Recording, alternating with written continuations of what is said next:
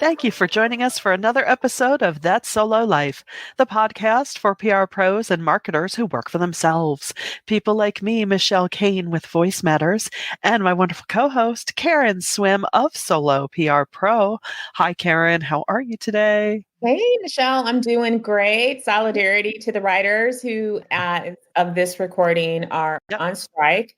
We stand with writers. Hang in there. WGA, we hope that you get what you need and deserve. And if I were in California, I would be out there with you on the picket line.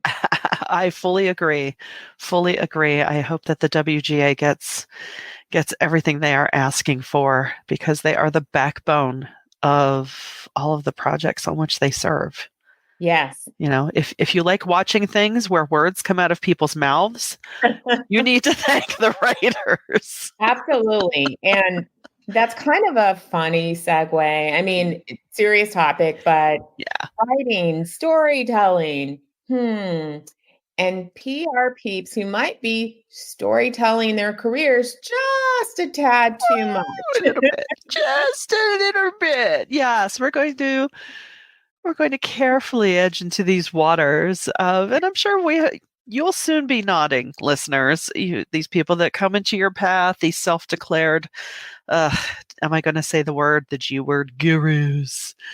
The people that come across as very flashy, but you soon find out there's precious little substance. However, they present themselves as seasoned PR professionals. And, it just really, it doesn't do any of us any good. It's not a service to us. In fact, it's a disservice of the hard work that truly seasoned professionals put in. I say this a lot, and I think just as technology grows, and I'm not even talking about AI, I'm talking about the Canvas of the world, people who, I have a Mac, I'm a designer, that just whole mindset of you can do anything. Well, yes, but to a point. Yeah. There's still, even though, we're not licensed, we're not doctors, we don't get to call ourselves doctor or PR professional, there's still a lot of training and experience that goes into doing what we do well.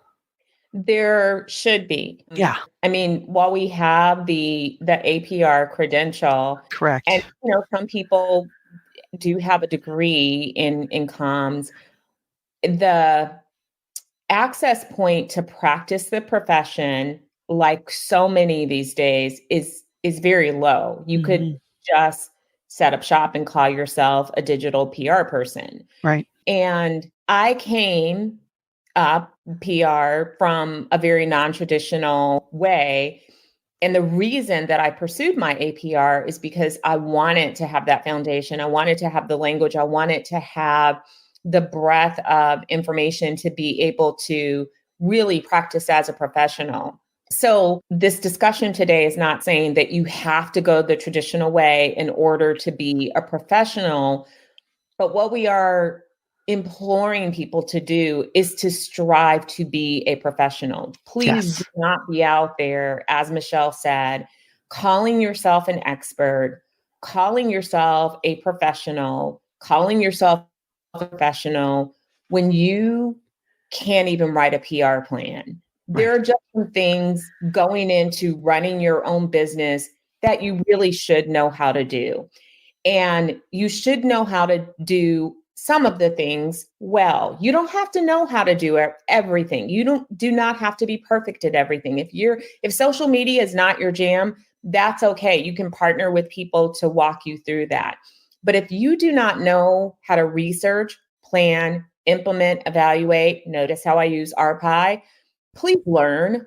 Please learn. I beg of you to go learn. And this came out of discussions because I think it's very frustrating when people who take this profession so seriously and do consider ourselves to be professionals, when we see questions coming from other people, or we see content being produced by other people that we know is not at the level of professionalism, it can be very, very frustrating.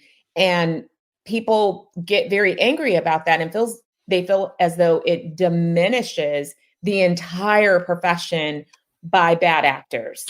Indeed, indeed. And like you said, there is a huge difference between, aligning with or putting people on your team to fill certain roles at a professional level. That's not what we're talking about, right? It's, Yeah. even I spent some time as an account executive in an ad agency, and really that's been my model ever since, right? You are the person, you are the hub. You build the strategy, you work with all of the players to make things happen. And of course, I'm also a writer, so I wear that hat as well, which is, comes in handy. Yes. But I have noticed, as time has gone on and, thank goodness for the internet, a lot of us, it's made it easy for us to set up solo shops.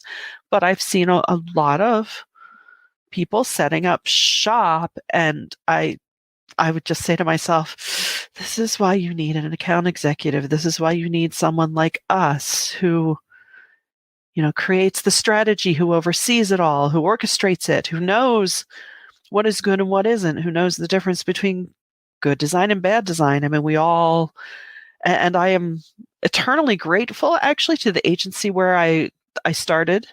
You look back, it was a good thing at the time, but as you look back, you realize, oh my goodness. In fact, I was chatting with an ex-coworker, gosh, a few years back. She had moved on to a different position, and she was waiting for approval for an ad. And, that's something we did. So she thought, well, I'm just going to approve it. And she kind of got her hand slapped because that wasn't the right channel. And she said, well, there was a deadline. I knew it was right. Yeah. Yeah, but all that to bring it back to our topic of, you need someone when you're working with clients who has that experience, who just knows how to guide a client through something and isn't just throwing it together haphazardly, because you know that's not going to last long. That's not going to serve them well for the long run. Certainly isn't going to leave a trail of happy clients, and those happy clients are going to say, ugh, PR, I worked with someone, it was terrible. Well, I think another thing that really is a personal pet peeve of mine is that you have people calling themselves either PR professionals or that they practice PR. And to them, that strictly equates to media relations. But then they're not even good at media relations. These are the people that spam the universe hoping for something to stick.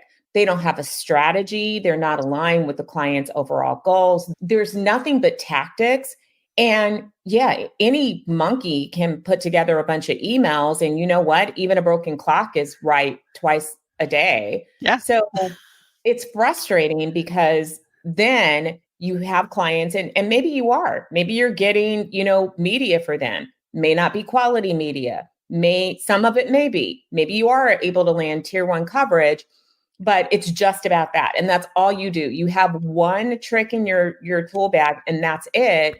And then when the client is not happy because you don't have the skill set to be able to be more nuanced in how you practice and you're not able to really deliver a higher value strategy, you're going to churn through your clients very quickly. And then these are the people that come to true pros and say, we don't believe in PR. Well, they don't believe in PR because they've never seen it practiced before. And that's because we have these people that are playing at the profession. And it's time to stop playing. Right. And again, not to make anyone feel bad about maybe being newer to the profession or maybe learning, but it's an encouragement to please learn. And does not mean that you have to, learn like a textbook worth of things before you can start. Maybe you start it. Maybe there are some things but please up your game, level up, because you really do, you're lowering the bar for all of us. And that's not okay. It impacts our ability to earn a living. It impacts our ability to do our job well, because we, as PR professionals, part of our job is to protect our publics. That's not just our clients. And you have to know that responsibility in order to protect it. And if you're not bothering to learn what this job really entails, that's not a good look. It's almost, like, would you go and order a custom cake from a bakery where the person like knew how to spot great cakes and maybe knew how to draw, but didn't know how to bake and they're learning on the job? And so sometimes it's good because like, oh, look, they hit on something that worked, but sometimes it's not. And they don't really know what to do, but they're figuring it out as they go along. You are a business. You have a responsibility to come into this game with some skill set, some level of skill set, please. Right, right. And just to build on that of, don't feel bad. I mean, if you're just starting out, then those are the services that you offer. You offer where, I don't want to say, where your comfort zone is with an eye on growth. You know what you do really well, focus on that until you do other things better. I mean, we're always learning, all of us, or at least we should be. And, also just talking to those of us who might have come to a client who's coming off of a bad experience, have a discussion about that. Say, oh, well, okay, what happened there? Oh, okay. And that can, again, we're always talking about educating our clients. That can be an instructive moment of, well, so no, here's what you can expect working with me or working with us. We will make sure that XYZ happens, just help them to get beyond that perception of that bad experience.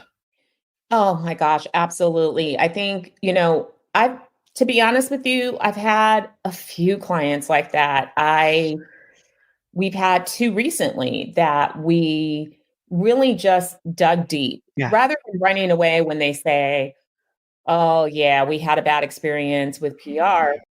We get, we're not afraid to ask the questions because we're trying to make a decision if we want to work with this particular client, because Right. I don't know, sometimes it's not the agency, sometimes it's the client. Right. So don't be afraid of like just digging deeper for your own satisfaction to know like, okay, is there something like, as you said, that I can learn from this situation?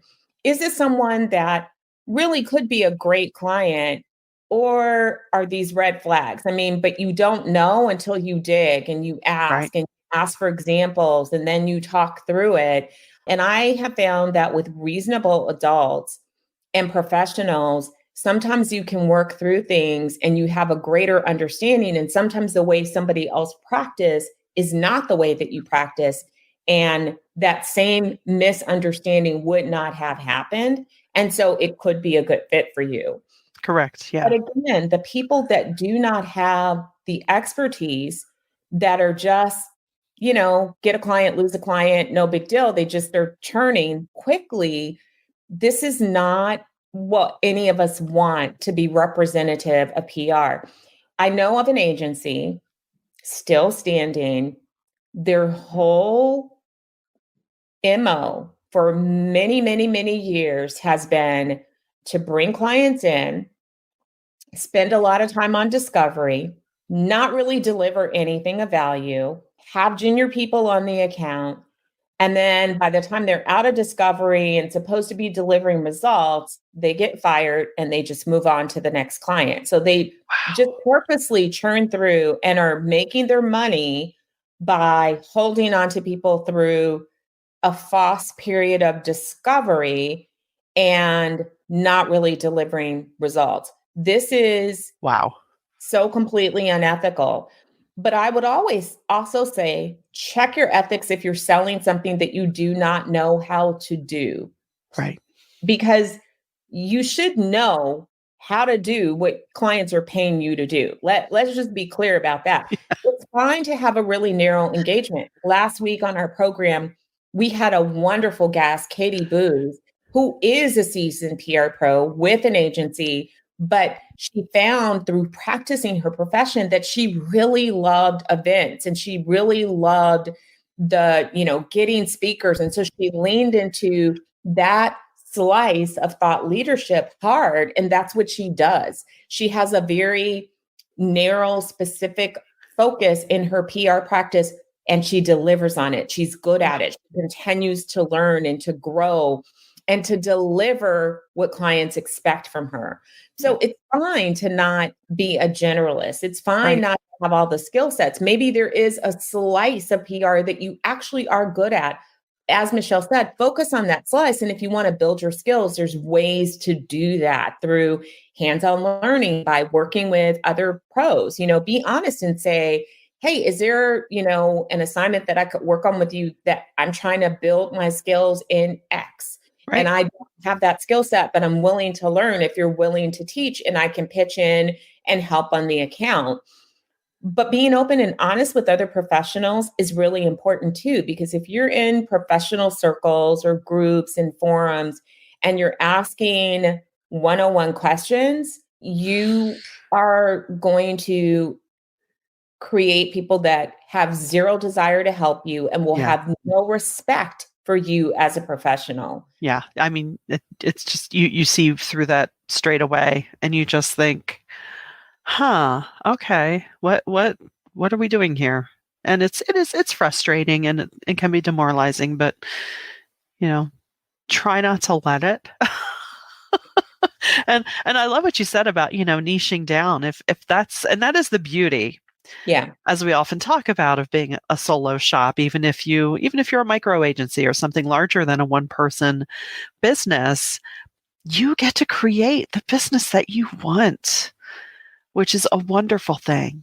But, at the same time, we have to tolerate some people that just pop out there and suddenly, and you see it everywhere, right? You see it in job listings where someone's looking for a marketing coordinator and lists all these things with horrible pay, and you realize, that's really a director position, and that person needs a team, and good luck with that. Those are also potentially, well, depending, obviously, if the pay's not very good, you're not going to pop in, but sometimes those are fun to just play with and say, hey, do you want to hire a consultant? And if not, right. just, and I think that the existence of many of those kind of, want the world at low prices kind of originated with people doing things that they really weren't qualified to do and didn't know to charge the right value, because not really what they do. And I mean, PR is not the only profession where people are overselling themselves. Marketing, is rife. Social media, it's why you have people out here thinking, oh, well, if you're Gen Z, I'll just hire you to do my social media because you're a digital native. But does that person understand how to align your social media strategy with your company goals? By the way, do they know what strategy, or do they know the tactics? Because the tactics are important, but who's going to guide your strategy? Right. Do they know what brand voice is? Probably not. Have you talked to some of these people? Do they know personas? Do they know how to do message maps? All of these things that professionals will tell you. Do they know how to write a crisis plan around social media to protect you? Is there an escalation plan should something happen? These are all things that professionals recommend, and it's not overkill. We recommend and we do these things because we understand the depth and breadth of our jobs, and we know that it's more than being task monkeys, which none of us are. And I'm sure, I believe with all my heart that most of our listeners are not.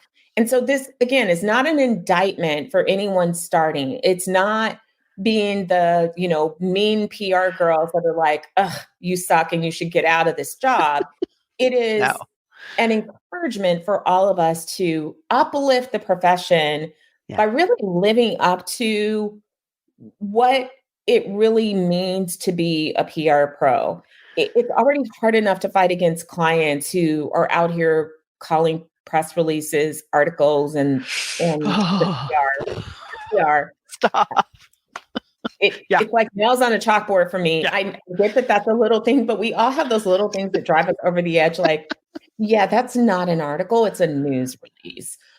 And in some cases, you're right, girl. That's not even an article. That is a marketing brochure. And I cannot put this on the diet.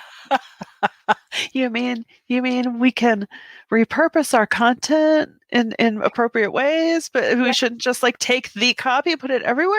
The media does not want your product brochure, hon. No. There's a place for that. but it's not on the Yeah, wire. So No, it's not. And actually, in the back of my mind, I'm already thinking, okay, who's the listener looking to buy the domain name taskmonkeys.com? it might be me. I don't know. We'll see. I've Oh, been buying gosh. up some lately, but I mean, we're joking, but we are serious. Yeah. And, Michelle and I hope that we are always a source of encouragement and information. And this is something we wanted to address because it is being discussed among PR professionals. And it is something that bothers us too, because we work too hard in what we are building. You listeners, you're part of the we work too hard. We strive too hard to get where we are in our careers. Yeah. Many of you did put in time in traditional PR roles and came out of agencies and leadership positions. Some were client side, some went to school and your major is in comms. Others are APRs and you're proud of this job. And I believe that is something that we all share. We're proud to do this job. We love this profession. And as solos, we really have to make sure that we are continuing to set a high standard and not lower ourselves to these people that are really not a credit to our profession, but we continue to raise the bar so that we're setting a standard for the next generation coming up behind us. Yeah, I agree. And I think especially as solos and or self-employed micro agency leaders, because what credibility do we have beyond our track record and the perception of our profession? Because it's not like we don't produce widgets that we can say, look, my product is beautiful. See how nice it is? No, we have our service is our product. So it's so important. And 100%. yeah. And I know the younger generation they're more comfortable with fluidity. They will get a job and they will leave a job in a heartbeat, like zero emotion about it. Like, yeah, I'm not doing that. But you cannot bring that same attitude into running your own business because at some point you're going to run out of runway. I mean, you could hop around, you could practice in different countries, but there's something very satisfying about having a reputation that says you deliver results. It's personally rewarding because you're connected. You're the person that's producing the service and you get to see the outcomes of that service and building a reputation based on results and meeting the expectations that you set. That's what's going to give you longevity. That is what is going to allow you to scale your business. That is the thing that you can tap into. You can tap into that bank of trust. And that does become more important because it's expensive and exhausting to keep hopping around and churning through clients. It's not the way. I promise you. At some point in your lives, you will get a bit older and you will see that takes a toll because you're constantly having to expend the energy, and there's a price tag to continually onboarding new people. Yeah. It gets old. It's not as fun as it sounds. And you think, No. you can't keep treating your clients as though they're dispensable. Yeah. And this environment today should maybe help you to take note of that they are not dispensable. They are valuable. People do move to other companies. They do remember, and your leads may one day dry up because you're not who you said that you were. Yeah, it's so true. So true. Well, we hope that you've gotten value out of this today. We hope that every week, but especially today, I'm sure many of you were nodding your heads, rolling your eyes, giggling along with us, but we are so grateful for you and the time that you give to us. And we are equally grateful if you share this around. If you know someone who's going through this, and if this might help just give them some encouragement, we would love to be a part of that. And until next time, thanks for joining us on That Solo Life.